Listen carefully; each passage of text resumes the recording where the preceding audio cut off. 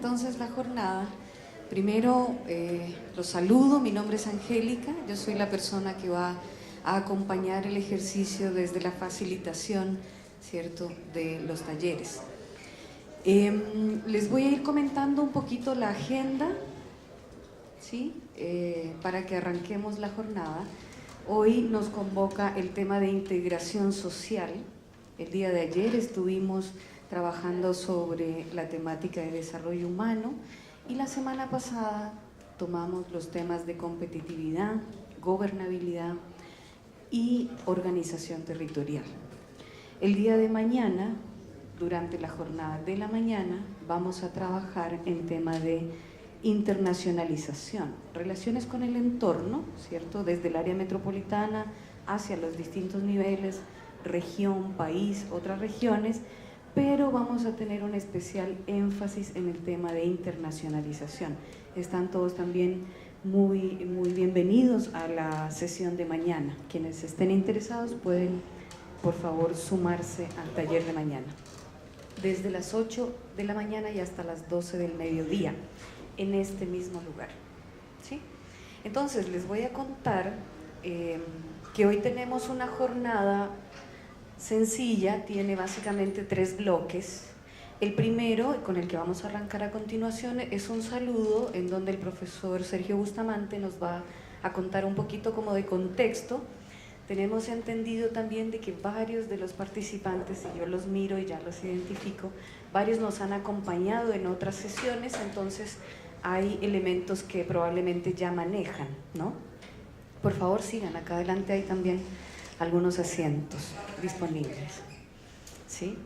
Entonces, el primer bloque va a estar orientado por el profesor Sergio Bustamante, que nos va a comentar el contexto, el proceso, cómo vamos en este proceso y hacia dónde está orientado, los momentos en los que nos vamos a encontrar también y el momento en el próximo año donde integraríamos, ¿cierto?, los resultados de los talleres en cada una de estas 6 dimensiones del desarrollo territorial que hemos venido explorando. Entonces, lo primero va a ser esto, luego le vamos a dar la palabra a nuestro experto invitado, quien se va a referir en específico hoy al tema de integración social. Para esto tiene 30 minutos, nos comparte su reflexión. Ante ella nosotros podemos estar de acuerdo o en desacuerdo, podemos tener distintos puntos de vista. Lo interesante es que lo recibamos como un insumo para la discusión en los grupos. Posterior entonces a la intervención del experto, vamos a abrir un trabajo grupal que se desarrolla en estas 3 mesas. En ese momento vamos a aclarar el paso a paso de ese trabajo en grupos, ¿cierto?, el método que vamos a utilizar, que fundamentalmente está orientado por el uso de estas tarjetas en donde hacemos visualización de las ideas, sobre todo con el ánimo de dejar documentado, ojalá, la mayor cantidad de ideas y reflexiones que se compartan en el trabajo de grupos. Es una ayuda metodológica, la idea es que los grupos puedan hacer una reflexión y podamos entonces tener esa documentación después. Luego, ese trabajo de grupos tiene 1 hora de tiempo estimado, luego de lo cual vamos a hacer una plenaria donde cada grupo va a tener 10 minutos para compartir sus resultados y vamos a volver nuevamente a la posibilidad de contar con el experto para hacer una retroalimentación, ¿cierto?, a lo que los grupos van encontrando. Esa es la jornada de hoy. Cerraríamos inicialmente alrededor de las 6 de la tarde, ¿sí? La agenda está para trabajar de 2 a 6. ¿Ustedes están planillados para esos horarios? ¿También? ¿Sí?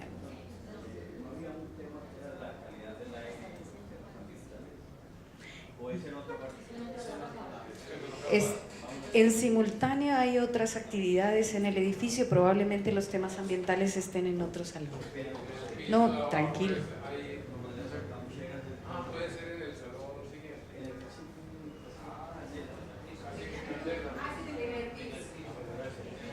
Muy bien. Entonces, aclarado esto, tenemos, ¿cierto? Tenemos agenda para trabajar hasta alrededor de las 6. Eso va a depender un poco también de la dinámica que se dé en la jornada, ¿sí? Muy bien, entonces a continuación, no sé si hay alguna pregunta o algún comentario hasta aquí. ¿Todo bien? Listo.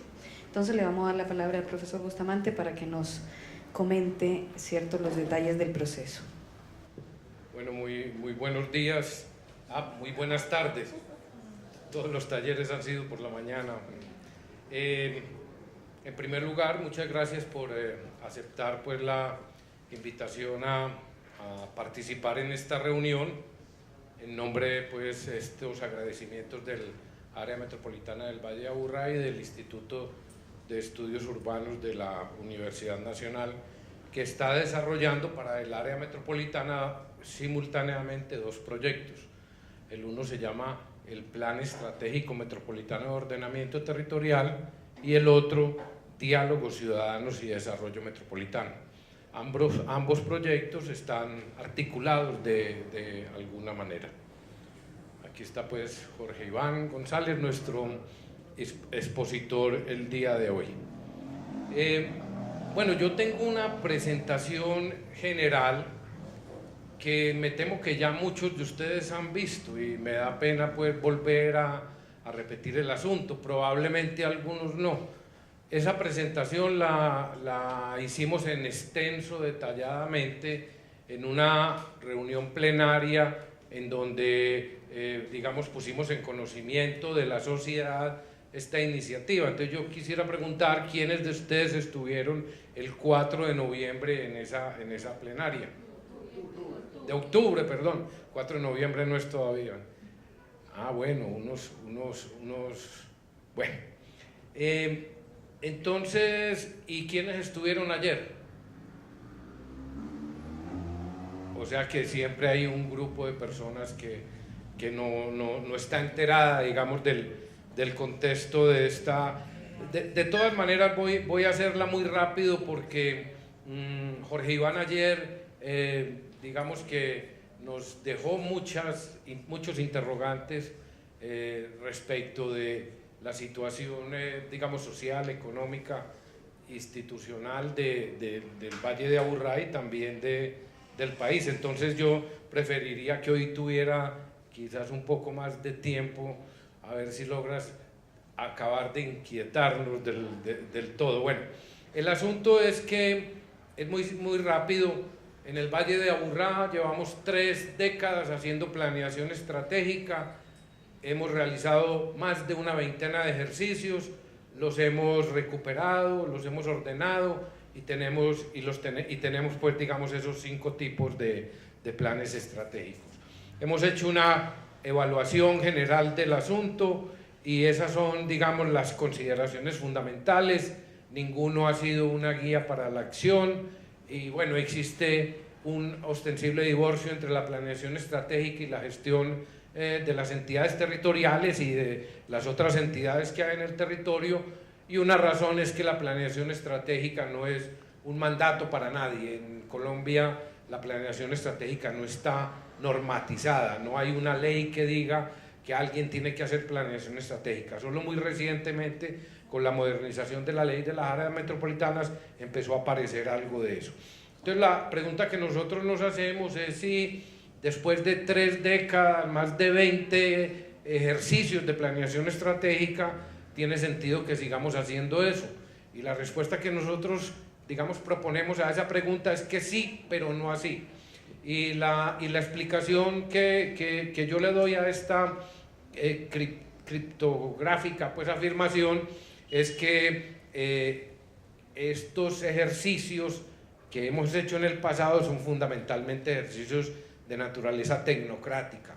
Son unos expertos en un gabinete o en un laboratorio, en la mayoría de los casos de espaldas, digamos, al resto de la ciudadanía, que hacen unos trabajos que son pues todos muy importantes, pero que poco se divulgan, poco son conocidos por la ciudadanía y por supuesto esta no se apropia de ello. Entonces la idea nuestra es que debemos continuar en este esfuerzo de pensar el futuro del desarrollo del territorio y de tratar de planearlo, pero tenemos que dar un salto cualitativo, tenemos que pasar de ejercicios tecnocráticos a construcciones sociales. Es decir, tenemos pues que en el futuro cambiar radicalmente la forma como hemos hecho estas cuestiones. Y por supuesto consideramos que todo lo que se ha hecho previamente no es que hayamos perdido el tiempo, ahí hay un acumulado valioso que lo tenemos que utilizar como punto de partida o como insumos para lo que sigue. Y entonces el mecanismo que nosotros hemos propuesto y que estamos implementando a través de estos talleres para dar ese salto cualitativo lo denominamos diálogos ciudadanos. Esos diálogos pues son un mecanismo que busca aumentar la asociatividad, elevar la gobernanza y que están, digamos, fundamentados en un presupuesto de que si no nos sentamos a conversar y a construir acuerdos respecto del desarrollo de nuestra sociedad, difícilmente encontraremos la forma de avanzar en la superación de los complejos problemas que tenemos. Esos diálogos se materializan a través de unos talleres. Los talleres, esto me gusta decirlo, son como un cóctel con dos ingredientes: el conocimiento por un lado y unos actores que participan en una conversación social, que es la otra denominación que tiene el mecanismo de los diálogos ciudadanos. Y hemos entonces invitado a un grupo de expertos que han trabajado en los temas que ustedes ven a la izquierda y hemos hecho un proceso de construir un mapa de actores a los que hemos invitado a participar en estos diálogos ciudadanos.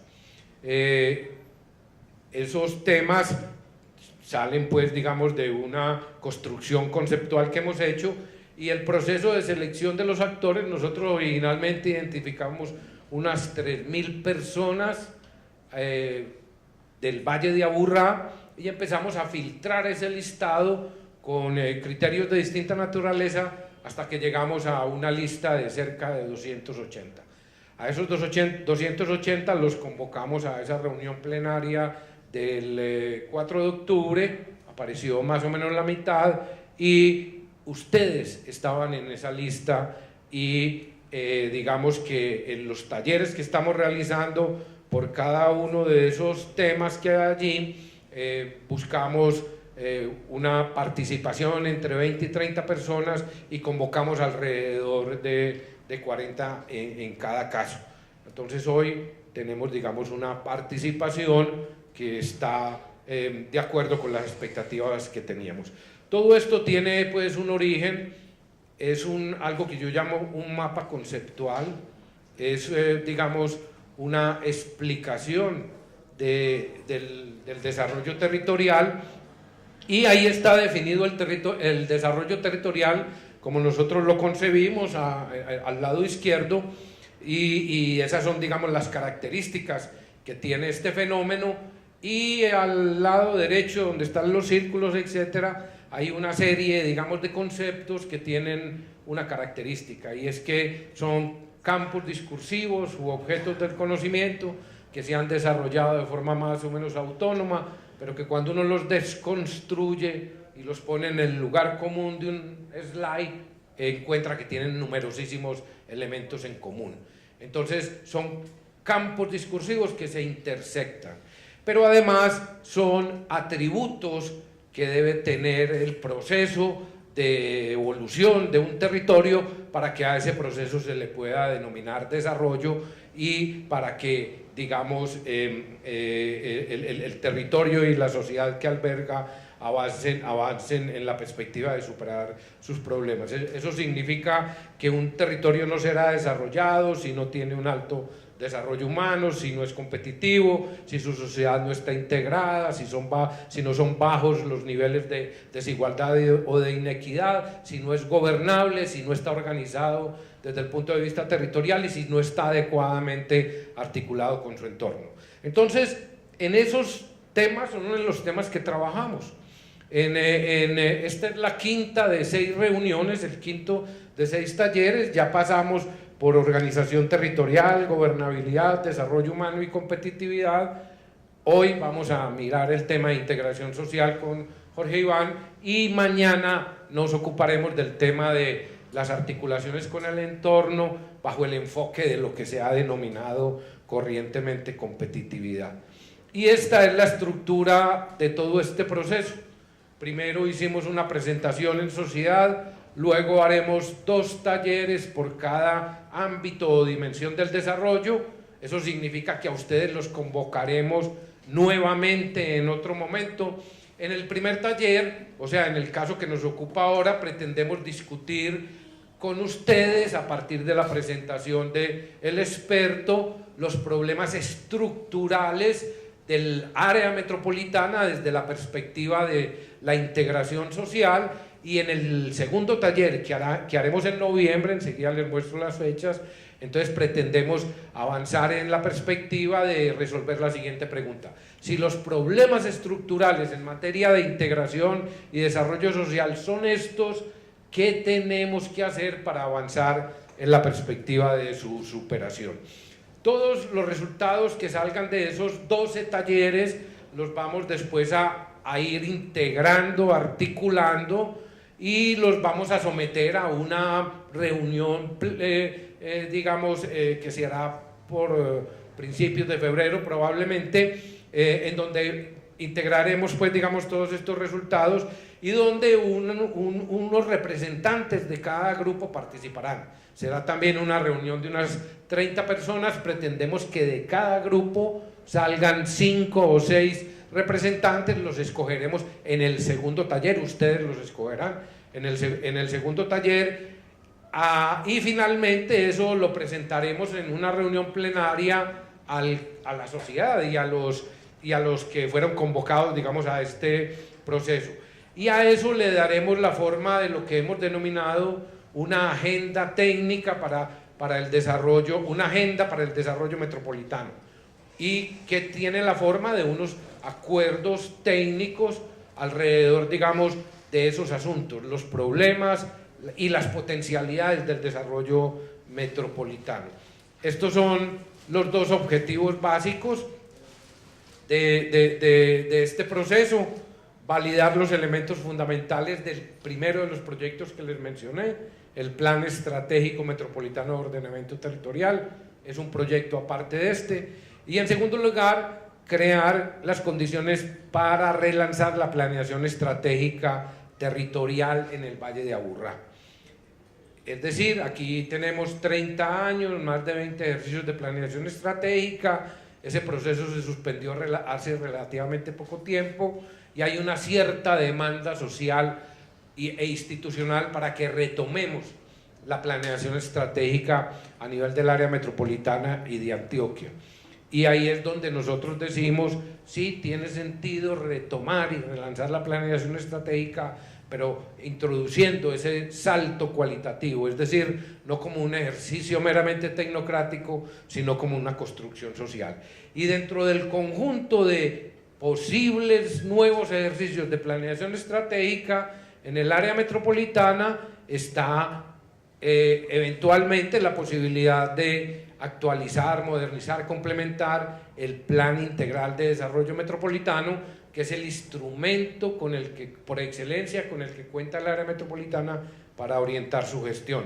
Pero aquí pueden estar también asuntos relacionados con los temas regionales, como otra forma, digamos, de este proceso. Entonces, en esa perspectiva trabajamos. Hoy vamos a reflexionar sobre qué es un problema estructural. No hay muchísimas definiciones. Nosotros proponemos esta, ustedes la van a tener en la mesa en la que van a estar trabajando. Tú ya explicaste eso, como va a explicar a continuación Angélica. Pero lo más importante de todo, el experto, en este caso Jorge Iván, nos dará unas pistas respecto de qué puede ser, desde la perspectiva de la integración social, un problema estructural en el área metropolitana o en el Valle de Aburrá.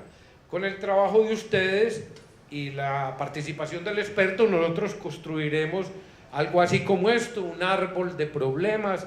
Ahí falta todavía elaborar más esta cuestión, porque existen unas relaciones que todavía no hemos hecho suficientemente evidentes ahí, pero esto significa que saldrán por cada ámbito o dimensión un árbol de problemas, un árbol de objetivos y estrategias. Y eso es justamente lo que vamos a integrar y articular en ese taller que haremos en febrero. Y bueno, estos son los temas, ahí están los especialistas, ya hemos recorrido 5 de esos con el de hoy, queda pendiente el de la articulación con el entorno que será mañana. A ustedes los invitaremos nuevamente el 21 de noviembre para hacer la segunda parte, digamos, de este ejercicio. Varios de ustedes han asistido a varios de esos talleres, pues bueno, los otros que no lo han hecho también pueden tomar nota por si se interesan por alguno de esos temas y ahí los recibiremos con mucho gusto. Entonces yo le doy la palabra a Angélica para que Angélica nos cuente cómo va a ser el método de trabajo y después entraremos en materia. Muy bien, muchas gracias, Sergio. Entonces ya tenemos ahí el contexto general, ¿cierto?, en el que está inmerso este encuentro. Como ya decíamos, hoy tenemos esta agenda con 3 momentos. El primero, el que ya hemos recibido esta información, le vamos a dar la palabra al experto y luego en el trabajo en grupos. Al arrancar el trabajo grupal vamos a detallar ese paso a paso. Solamente antes un anuncio, porque varias personas nos han preguntado dónde se puede acceder a la información, a las ponencias de los otros temas. Entonces allí está en uno de los paneles una dirección. Por supuesto, el área metropolitana tiene también en su sitio web disponible bastante información de este proceso, y además se ha desarrollado un micrositio en la página web del Instituto de Estudios Urbanos. Allí está la dirección www.institutoestudiusurbanos.info/amba-IEU. En esa dirección encuentran entonces en detalle la información de los talleres y también hay videos de las conferencias pasadas para quienes están interesados en poder retomar esa información. Entonces, dicho esto, le vamos a dar la palabra al experto, el doctor Jorge Iván González, quien entonces nos va a compartir su reflexión en torno a integración social. Muchas gracias, muy buenas tardes. De nuevo, gracias al área metropolitana, a Sergio por la invitación. El tema es integración social y la idea es presentar la integración desde una perspectiva un poco más amplia, que es la de convergencia. Y entonces plantear que desde la perspectiva del área metropolitana, la integración social obliga a pensar de manera sistemática el tema de convergencia. Ayer hubo unas reflexiones sobre desarrollo humano.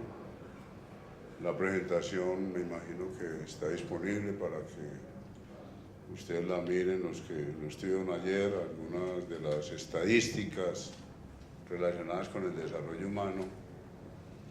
Y entonces ayer la presentación era el diagnóstico, cómo estamos en términos de mediciones que podrían tener relación con el desarrollo humano. Ayer se habló del índice de desarrollo humano, de la pobreza medida por ingresos, de la pobreza multidimensional, de la desigualdad como aproximaciones al desarrollo humano.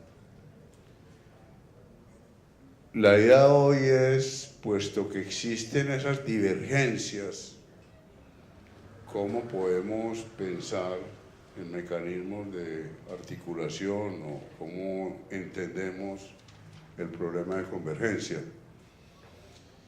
Y entonces una definición de convergencia es la siguiente.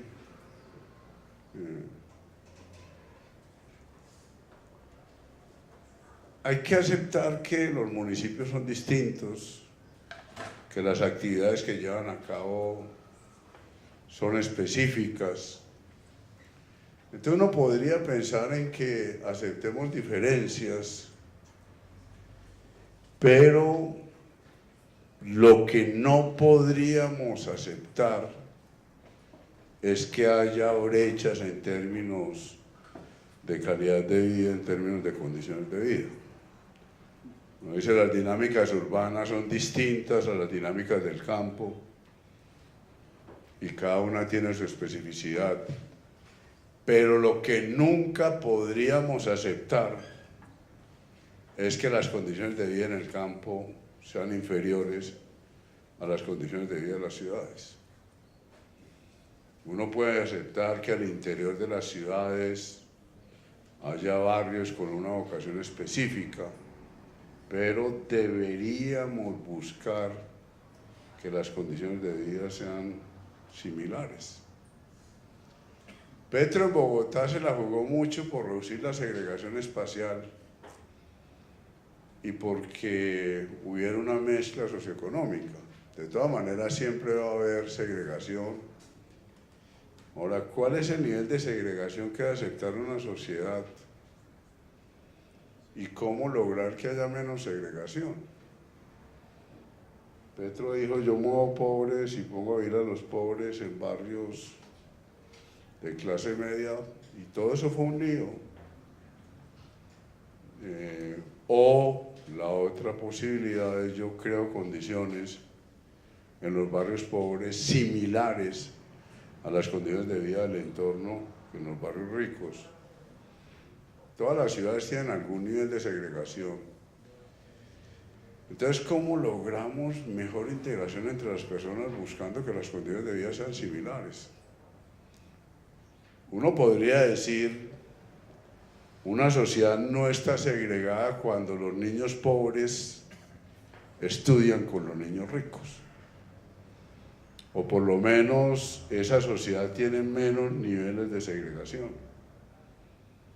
En Colombia hemos avanzado en que los colegios de los niños pobres tengan mejor calidad y vayan mejorando en calidad, pero todavía estamos muy lejos, sobre todo en las ciudades de mayor tamaño, para lograr que los niños pobres estudien con los niños ricos.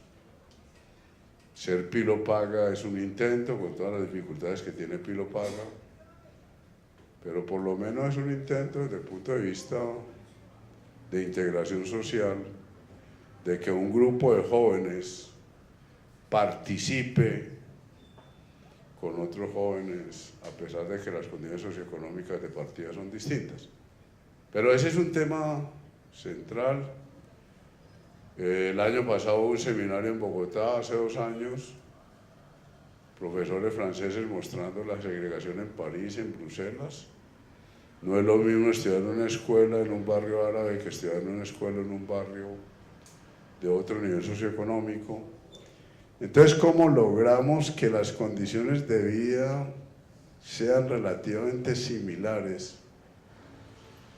¿Y cómo estandarizamos algunos niveles de vida, aceptando que las condiciones socioeconómicas de una ciudad son completamente distintas a las de las otras, que el campo produce unos bienes, que la ciudad tiene ventajas en otros, pero el punto de partida sí debería ser que en términos de calidad de vida y bienestar pudiéramos converger. En términos de desarrollo humano, este informe, si querés sigamos, este es unas tendencias que la quiero mostrar para discutir el tema de convergencia. El informe de Naciones Unidas, que se publicó en el 2010, se lo recomiendo, está en la página web de Naciones Unidas. Es muy interesante porque el informe de Naciones Unidas del 2010 mira lo que ha pasado con el desarrollo humano durante 40 años. Ellos comienzan las series en 1970 y se van hasta el 2010. El eje horizontal son los años. Los informes de desarrollo humano comenzaron en 1990 y cuando se celebraron los 20 años, en el 2010, ellos dijeron, vamos a recopilar una serie más larga, 40 años, con la preocupación básica de mirar lo que ha pasado en términos de convergencia.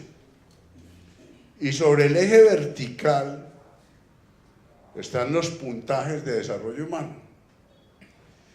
Entonces, ¿qué es lo que uno observa? Que los países de arriba, los países del azul oscuro, cada línea es un país.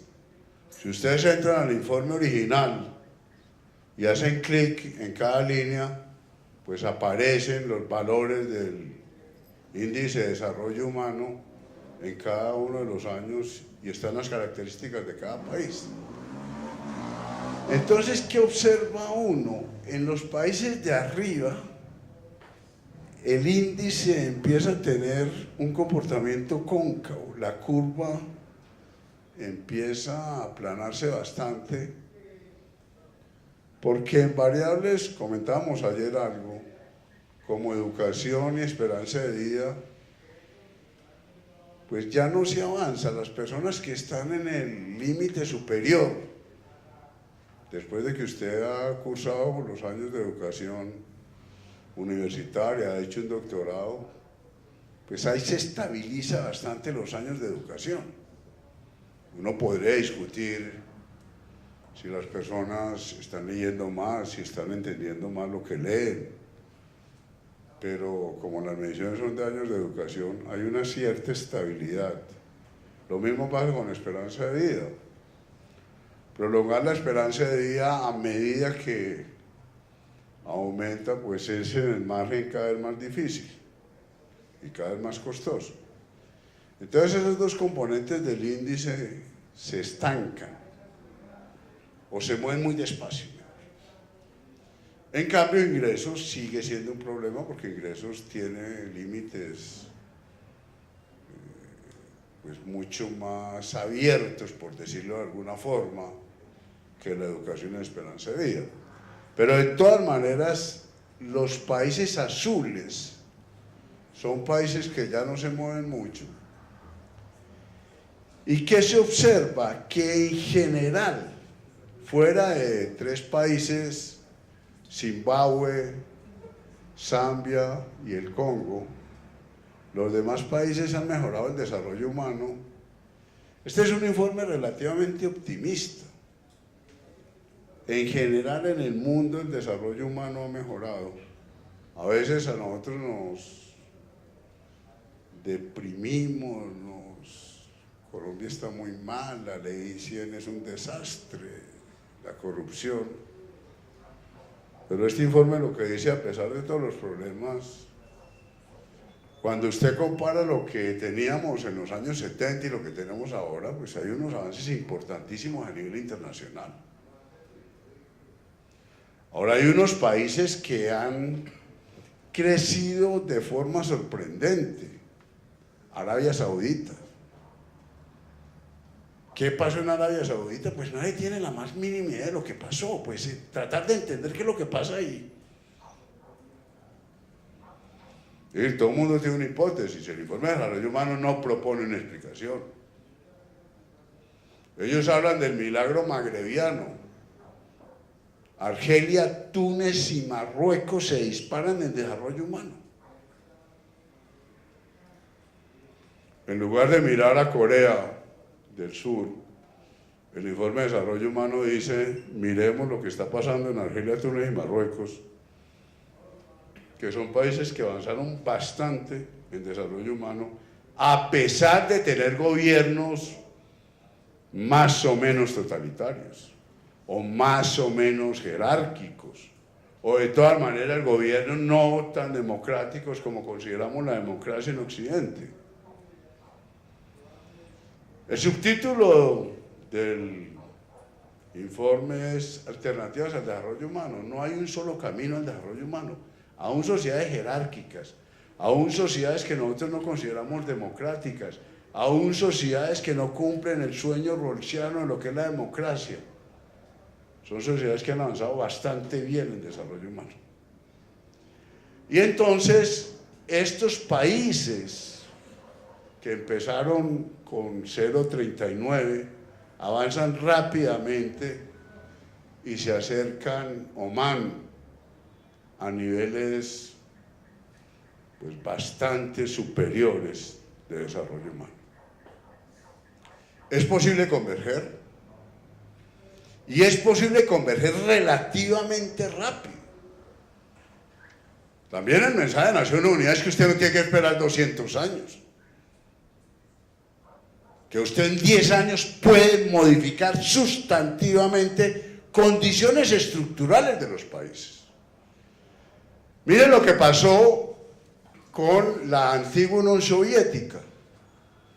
En 1990, después de la caída del muro de Berlín, y después de toda la reformación, toda la reforma de Gorbachev, etc., se caen las condiciones de vida en la Unión Soviética de una forma importante. Después en medio se recuperan. Un poco lo que pasa en la Unión Soviética es que usted destruye la institucionalidad y no la puede reemplazar. Uno de los errores de la Unión Soviética es que pensaron que usted puede construir el mercado de un día para otro. Y hubo caída en variables tan importantes como la esperanza de vida. Es decir, se puede empeorar. Y tenemos que estar atentos, porque usted puede empeorar las condiciones. Colombia es un país de estos amarillos, un país con un nivel medio superior, pero sin grandes cambios.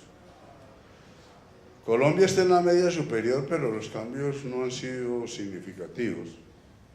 Y los países africanos, pues es una tristeza, gran parte de esto está motivado por la crisis que vivieron en términos de esperanza de vida con el SIDA, etc.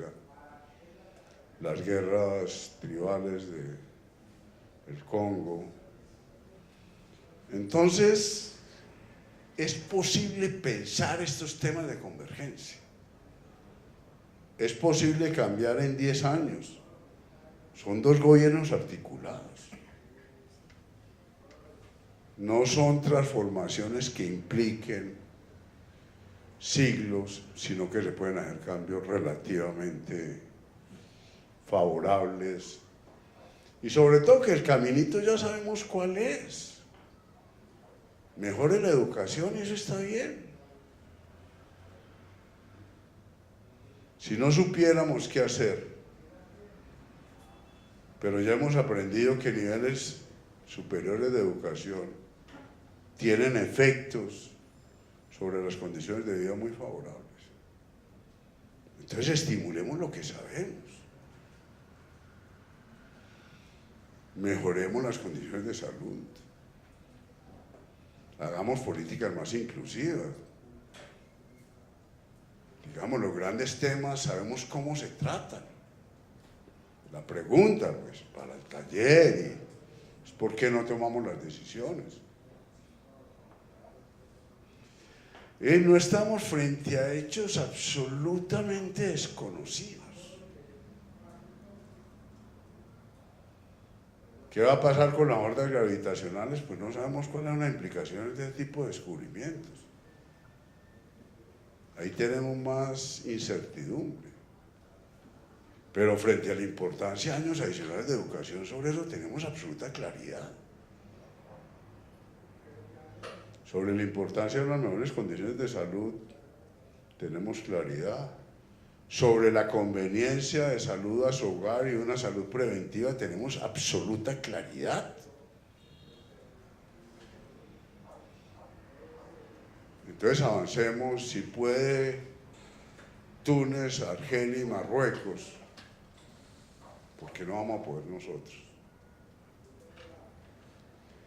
Esta imagen entonces nos muestra las potencialidades del desarrollo humano, la diferencia entre países, pero también la posibilidad de convergencia. Lo que dice Naciones Unidas, todos podemos llegar a pasar de punto 6, punto 7, punto 8 en términos de desarrollo humano. El informe de 1991 es el informe, perdón, del 2011, este es del 2010. El informe del 2011 es muy triste, este es un informe bastante optimista. El del 2011 es sobre el tema de sostenibilidad ambiental. ¿Y qué va a concluir el informe del 2011? Esto lo hemos podido hacer, pero con un costo altísimo en términos de emisiones de carbono. Todos los países azules, todos los países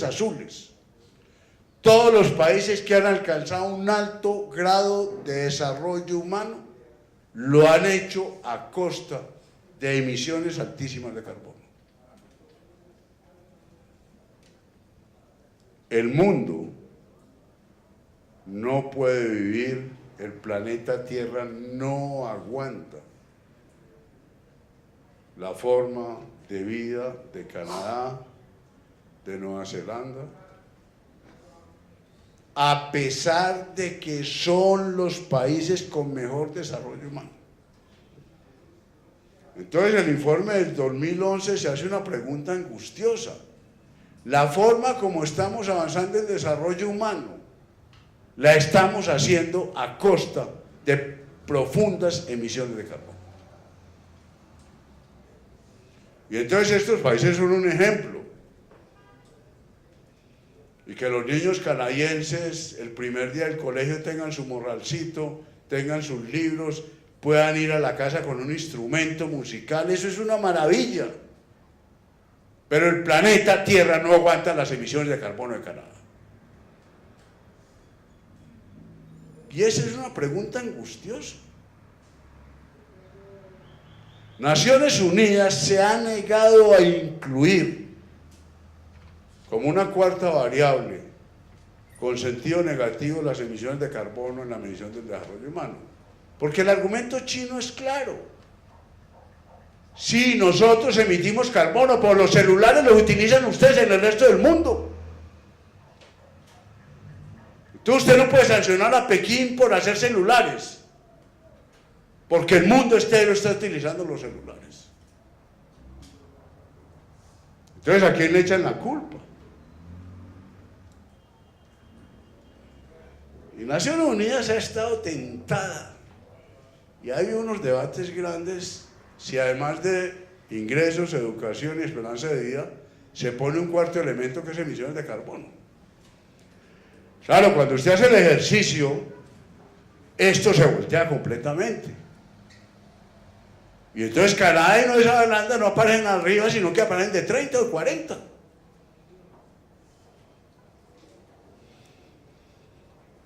Entonces, la pregunta de fondo, ¿cómo converger en desarrollo humano respetando el planeta Tierra? Ahí vamos, intuimos hacia dónde deberíamos ir, pero las decisiones son muy complicadas, para no hablar de los acuerdos de París, de la posición de Trump frente a los acuerdos de París.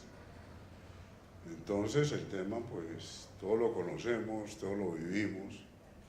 Medellín lo vive, Bogotá lo vive, el área metropolitana contaminada. ¿Cómo vamos a hacer? ¿Qué vamos a hacer con el automóvil privado? Ahora que le dieron el premio Nobel a Thaler, una de las reflexiones de Kahneman y Thaler son evidentes. ¿Por qué, si los seres humanos entendemos, sin necesidad de que usted sea un genio, que una ciudad como Medellín no aguante el número de carros nuevos, que una ciudad como Bogotá no aguanta 150.000 carros nuevos, que Los Ángeles tampoco, que San Francisco tampoco, que Tokio tampoco? ¿Por qué, si todos entendemos eso, somos incapaces de cortar la dinámica del carro privado?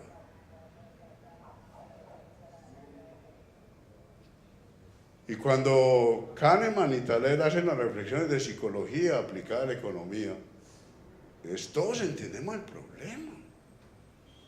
Usted no necesita ser un genio en matemáticas,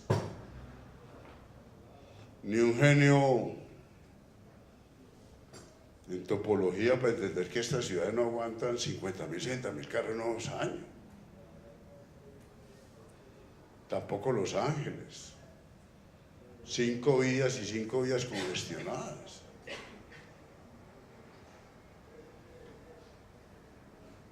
¿Y usted sabe cuál es la causa? El automóvil privado. Pero ningún gobierno es capaz de tomar una decisión frente al automóvil privado.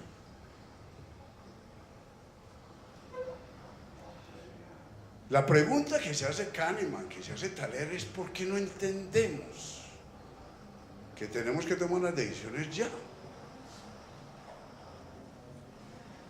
Si usted no descontamina el río Magdalena hoy, lo tiene que descontaminar dentro de 2 años a un costo mayor.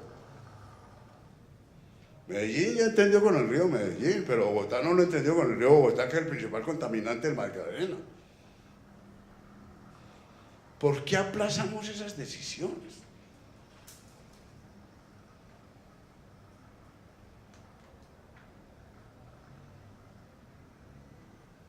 ¿Por qué somos así? ¿Por qué los estímulos y la comprensión que tenemos de los problemas no nos lleva a tomar decisiones? Si yo tengo un almuerzo con un amigo, vamos y se nos daña el almuerzo, pues no pasa nada, ese almuerzo ya no se hizo. Pues si usted no descontamina el río hoy, lo tiene que descontaminar dentro de 2 años, a un coste exponencialmente más alto. Son decisiones que usted tiene que tomar en algún momento. ¿Por qué no las tomamos ya? Que son más baratas. Todos sabemos que salud a su hogar es mejor que la atención clínica y que uno podría evitar atenciones clínicas si activa la salud preventiva, pero no la activamos. Y el negocio de la salud se centra en la clínica, no en la salud preventiva. Esos son los planteamientos que hace el informe del 2011 angustiado. El informe del 2011 es diciendo, ya en el 2010 dijimos el mundo va mejor, pero ahora tenemos que decir, si el mundo no atiende el problema de sostenibilidad, todo esto se puede revolver. Esto es frágil y lo que se ha conseguido es frágil. Entonces esos son temas cruciales, como dice Sergio, estructurales. Ahora, mirando el tema del sistema de ciudades, Duranton fue uno de los asesores del informe del sistema de ciudades. El sistema de ciudades lo coordinó Carolina Barco hace unos 3 años en Planeación Nacional, ahí están los informes. Bueno, el área metropolitana ha trabajado bastante sobre el tema. Pero hay una frase de Duranton que yo quiero traer a colación ahora y que me parece que para estas discusiones es muy importante. Es necesario cambiar la óptica, el examen no se debe reducir a la eficiencia dentro de la ciudad, sino que debe contemplar la eficiencia entre ciudades. Y por ello un objetivo altamente deseable de la política debería ser la reducción de los obstáculos que impiden la relocalización de los factores y las actividades entre ciudades. Yo creo que estamos en un mundo cada vez más interrelacionado. El problema del área metropolitana no es cada una de las ciudades, el problema es la interrelación. A mí me parece absurdo que estas ciudades se pongan a pelear por impuestos. Una ciudad tratando de reducirle impuestos a otras empresas. Soacha peleando con Bogotá reduciendo impuestos para que una empresa se vaya para Soacha. Mosquera ofreciendo zonas francas, compitiendo con Bogotá.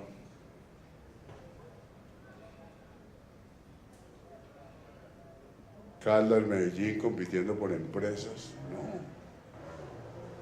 Si usted va a tener la empresa, pues miremos a ver cómo yo creo las habitaciones para que vean los de las empresas. Y el problema no es quién se queda con la empresa, el problema es cómo mejoramos la movilidad entre todos.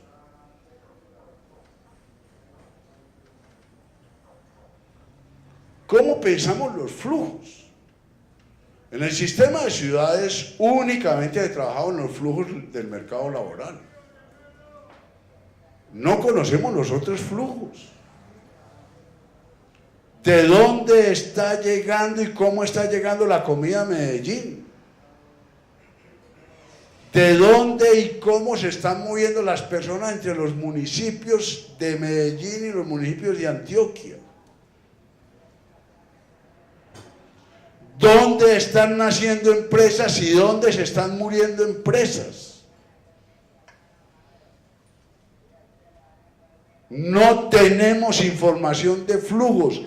Planeación, el DANE no tienen información de flujos. El Ministerio de Transporte ha logrado montar flujos de grandes camiones, desde Buenaventura hasta las ciudades del centro, Cali, Medellín, Bogotá, y de Cartagena hacia las ciudades del centro.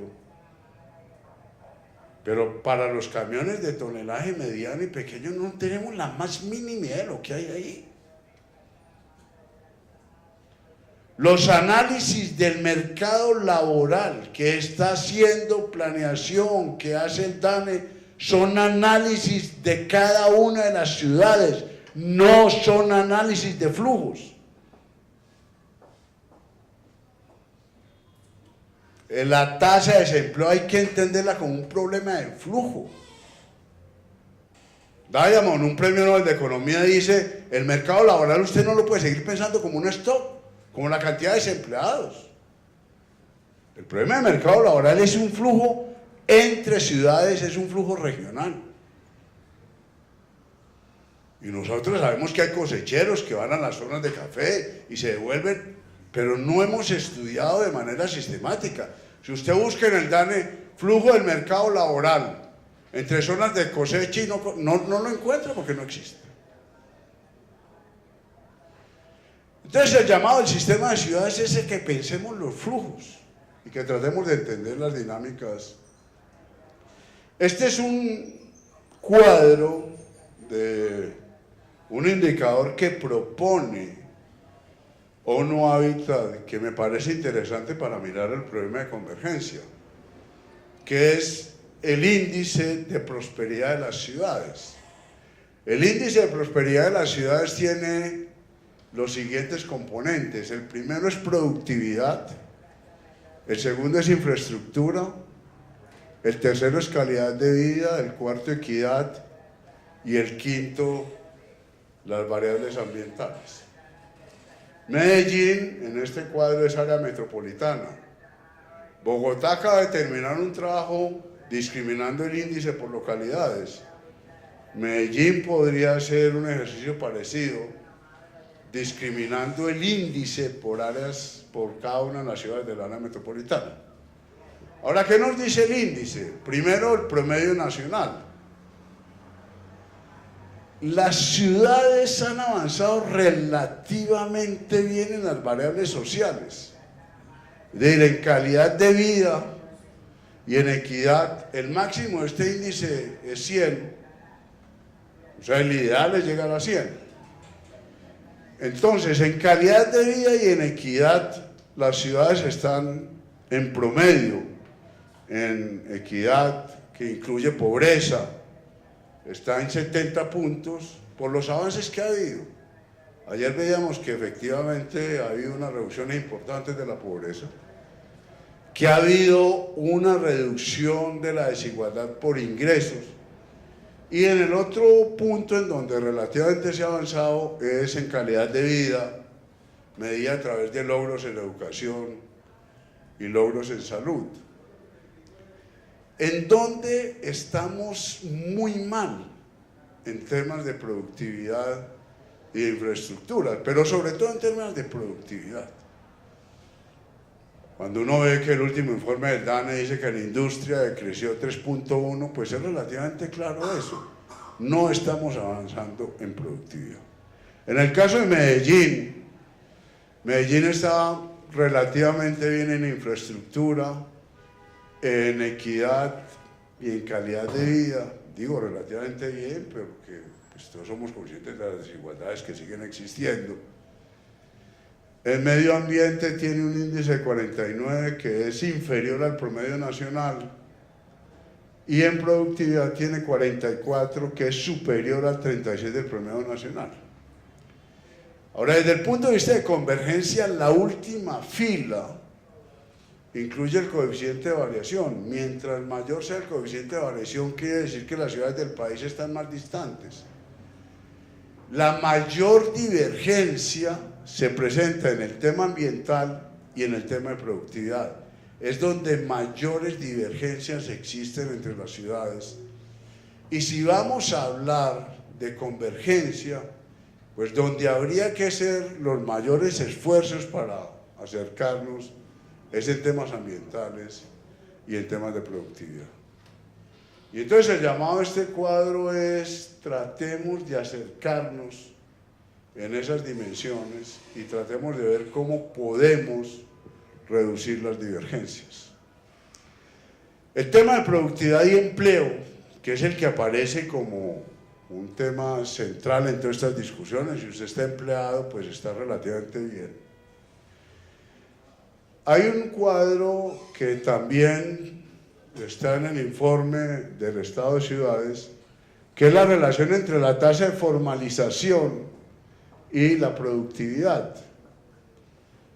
En general, la tendencia es positiva. Ahora, esa línea roja o esos puntos rojos tampoco es que sea una tendencia. Ese R2 es como 33. Tampoco es que sea una tendencia súper clara. Pero ¿qué observa uno? Hay ciudades con poquita formalización, como Bucaramanga, con niveles altos de productividad. Bucaramanga es un misterio. Todos los indicadores, todos, son mejores en Bucaramanga y en el área metropolitana de Bucaramanga. Si usted pregunta por qué, pues cada persona le da una hipótesis y le da una respuesta. El uno dice que por los niveles educativos, el otro dice que porque Bucaramanga tiene una tradición de cooperativas muy fuerte, el otro le dice que los servicios médicos se han ido consolidando en Bucaramanga con clínicas y con personas en temas de optometría, por ejemplo, excelentes. El otro dice porque el narcotráfico se ha metido a Bucaramanga. Ahora Bucaramanga sigue teniendo unos índices maravillosos. Cúcuta es golpeada duramente por la crisis de Venezuela, Barranca por la crisis del petróleo, y Bucaramanga en todos los indicadores sociales es una maravilla. La pregunta es qué pasa con Bucaramanga, y ahí les dejo la inquietud. Y el tema es interesante porque las ciudades pues están gobernadas por el mismo presidente. Tienen las mismas estructuras de impuesto a la renta. ¿Por qué las ciudades son distintas? ONU Habitat sacó un informe muy interesante comparando 240 ciudades latinoamericanas. Y la pregunta a ONU Habitat es ¿por qué las ciudades son distintas?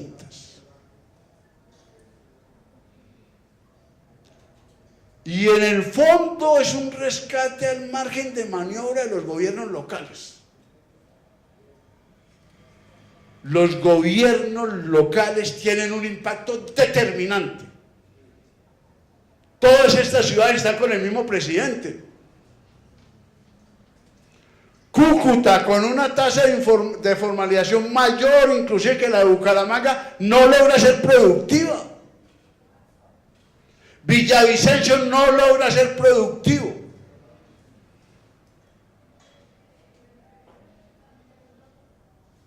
¿Por qué son distintas las ciudades?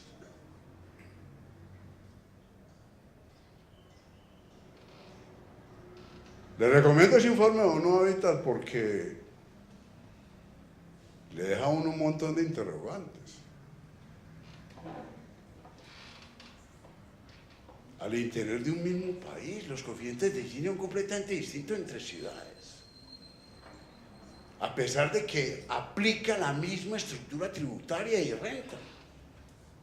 Unas ciudades son más activas en prediales y logran hacer un gasto social mucho más eficiente en términos de progresividad. Medellín tiene unos niveles de formalización relativamente similares a los de Bogotá y una productividad pues relativamente alta. Bogotá y Medellín tienen los mayores niveles de productividad. Manizales tiene más formalización, pero no tiene tanta productividad. Entonces estos cuadros son para mirarlos y pensar, y para invitar a los estudiantes y a los profesores a que hagan tesis pensando en por qué estas diferencias. Pero yo creo que lo que estamos viendo son sorpresas. Por primera vez, dice Naciones Unidas, por primera vez durante los 10 últimos años hemos pensado en las potencialidades que tienen las ciudades.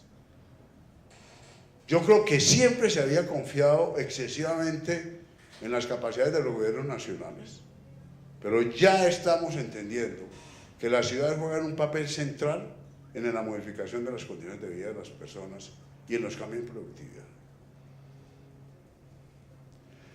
En términos de empleo, el área metropolitana y Antioquia van con la nación. Lo que dice este cuadro es que aquí no hay nada especial y que no tenemos unas dinámicas de la tasa de desempleo distintas a las nacionales. También hay espacio para que uno pueda hacer hipótesis de correlación que determinante quede. Si es la nación la que impone las condiciones para las tasas de desempleo locales o son las ciudades las que están determinando el balance del empleo nacional. Pero lo que muestra esta gráfica es que aquí no hay nada especial frente a las dinámicas nacionales. Es decir, que ni el área metropolitana ni los municipios de Antioquia logran tener un comportamiento distinto. Uno podría decir, si el área metropolitana fuera especialmente activa, pues la tasa de desempleo podría estar por aquí, por debajo la verde. Pero no, esto es una correlación casi perfecta. Uno podría concluir para un taller como estos que no hay unas políticas de empleo del área que marquen una diferencia y que más o menos el área está involucrada en las dinámicas nacionales, convencionales. El gobierno sí ha negado a hacer keynesianismo en serio, el único que ha tratado de hacer keynesianismo aquí ha sido Germán Vargas con las carreteras. Pues yo no entiendo, Cárdenas y el gobierno nacional, cómo con los excedentes de las bonanzas no hicimos unas políticas keynesianas fuertes de generación de empleo. Ahora estas ciudades con las dinámicas urbanísticas pueden ser grandes generadores de empleo y lo que necesita el país es contemplar alianzas público-privadas agresivas de las ciudades y que las ciudades puedan compartir rentas con los grandes urbanizadores y vamos juntos. Usted le puede decir como ciudad a Luis Carlos Sarmiento, Luis Carlos, yo ya no lo molesto más con impuesto a la renta, y listo, no discutamos más impuesto a la renta. Usted ya logró, y lo felicito, que en la última reforma tributaria haya bajado el impuesto a la renta del patrimonio y que su ministro Cárdenas haya bajado esos tributos. Pero de ahora en adelante, en las dinámicas urbanas vamos juntos, partimos las rentas. Y todos los proyectos de inversión pública en las ciudades, los grandes desarrollos inmobiliarios, vamos juntos. Usted se queda con el 50 y yo me quedo con el 50, y entonces vamos en serio en la cobro de plusvalías y vamos en serio. Y entonces empezamos a tener unas dinámicas urbanas que lleven a que estos índices de desempleo disminuyan en las ciudades gracias a las dinámicas urbanas que se pueden consolidar. En términos rurales, y uno de los aportes que podríamos hacer es discutir el tema rural. Todas estas ciudades tienen un área rural más o menos importante. En el caso de Bogotá, el área rural es mucho mayor que el área urbana. El censo agropecuario nos da información sobre las dinámicas rurales y entonces en el documento se proponen esta noción que Albert Berry ha trabajado hace muchos años. Albert Berry participó en la misión rural que coordinó José Antonio Campo. Los informes de la misión rural ustedes los pueden consultar en la página web. ¿Y qué dice? La productividad media por trabajador de la pequeña industria, de la pequeña unidad productiva, de la pequeña finca, es menor que la productividad media por trabajador, YBS, el ingreso bruto, y en el número de trabajadores de la gran unidad productiva, pero la productividad por área de la pequeña es mayor que la productividad por área de la gran finca. Y eso lo expresa con estas gráficas Berry. La productividad media por hectárea de la pequeña producción, de la pequeña finca, es mayor que la productividad media de la gran finca. Aquí está la pequeña finca, está aquí la gran finca. La productividad media por hectárea va bajando a medida que la finca crece. Y la productividad media por trabajador, en ese número de trabajadores, va aumentando con la gran propiedad. Esta gráfica de Berry es muy importante, sobre todo esta línea rosada. ¿Por qué? Porque cuando usted mira los datos del censo, este es un trabajo que está terminando la UPRA, que está haciendo la UPRA. ¿Qué hace la UPRA? Esto es a nivel nacional. Convertir todo en toneladas. Agrícolas, pecuaria, usted convierte las vacas en toneladas, en producciones de carne, de leche, etc. Todo lo convierte en toneladas. Entonces, en el sector agrícola, que observa usted que las fincas de menos de 1 hectárea tienen una producción de 8 toneladas por hectárea.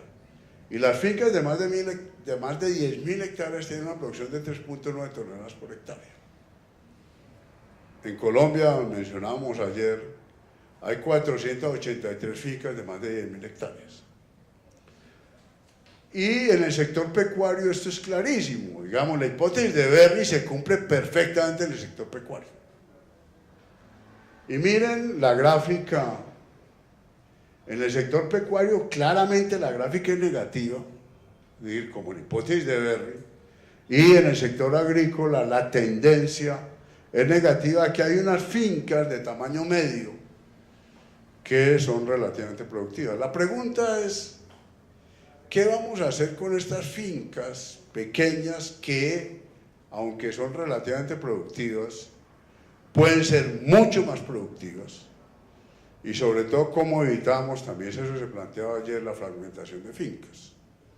¿Cómo hacemos para que las fincas no se sigan fragmentando? El 71% de los productores están en fincas pequeñas. Ahí hay un potencial enorme. Miremos lo que pasa con este ejercicio nacional, pero estamos haciendo unos ejercicios para el área metropolitana del Valle de Aburrá. ¿Y qué encontramos? Más o menos la misma tendencia.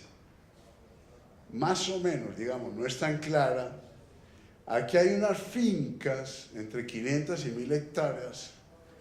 En el documento está el número de fincas, no son muchas, aquí hay como 6, 7 unidades productivas. Y a nivel pecuario la curva es mucho más clara, si quieren miremos las gráficas. Entonces a nivel pecuario la gráfica verde es más clara, pero a nivel agrícola, ¿qué es lo que nos está diciendo esto? Que las pequeñas unidades no son tan productivas. Bueno, habría que ver, yo le decía a Sergio, esta es la primera vez que se presentan unos cálculos de hace 15 días con el censo del 2014, y esto habría que mirarlo con calma, qué es lo que está pasando, pero uno podría pensar que las fincas pequeñas del área metropolitana son cada vez menos productivas porque sencillamente la dinámica urbana la está comiendo como fincas productivas, y ya son fincas de recreo, y que aquí habría unas potencialidades grandes Pero bueno, es un dato que yo lo presento aquí simplemente porque me vinieron a conversar, pero evidentemente habría que trabajarlo más.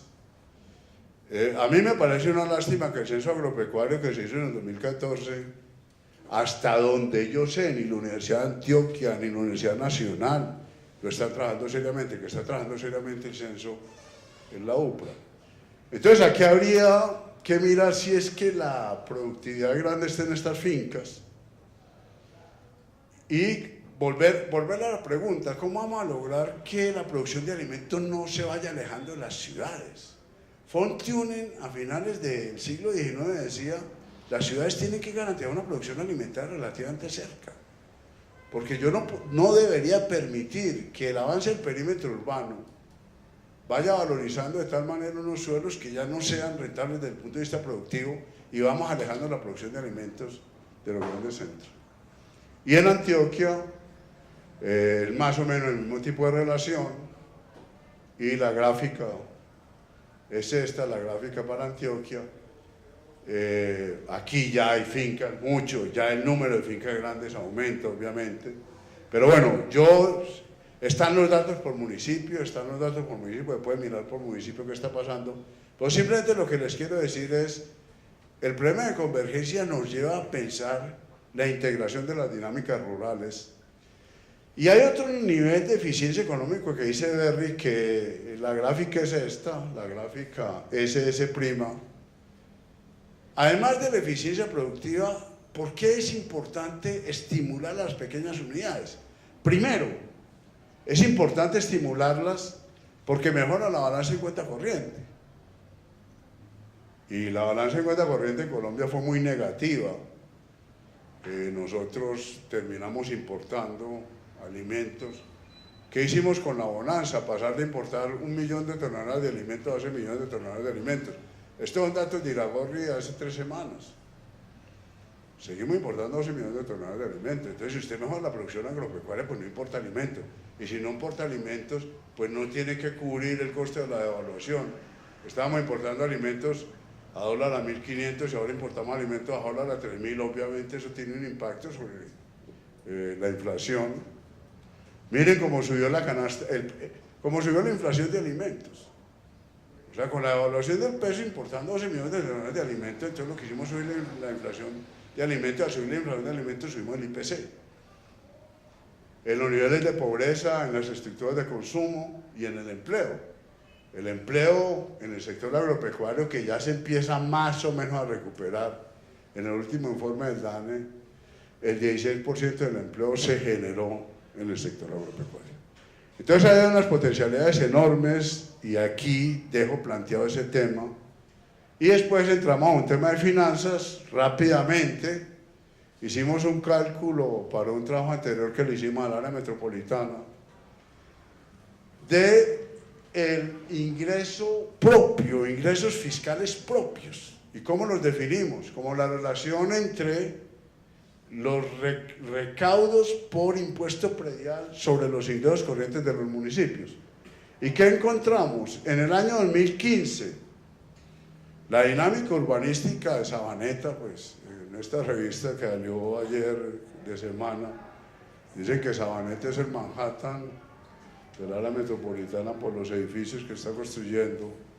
Sabaneta ha logrado mejorar bastante el predial y entonces es el municipio con un esfuerzo predial más alto.